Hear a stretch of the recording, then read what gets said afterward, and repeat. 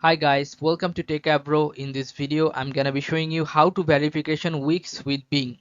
So let's go to the browser first. Then you have to open or sign up this Webmaster Tools account. Then you have to put here your URL, website URL. So I'm putting this website URL, copy and pasting here.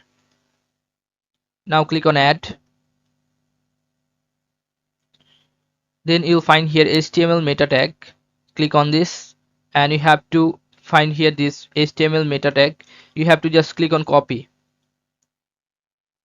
Now you have to go to setup.wix.com. Then you'll find here SEO. Scroll down.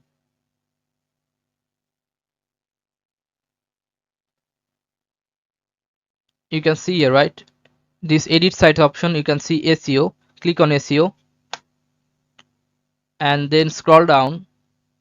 Then you'll find here site verification. Click on this site verification. Now choose Bing Webmaster Tools. Now you have to paste the meta tag what you have copied from there. Just click on save.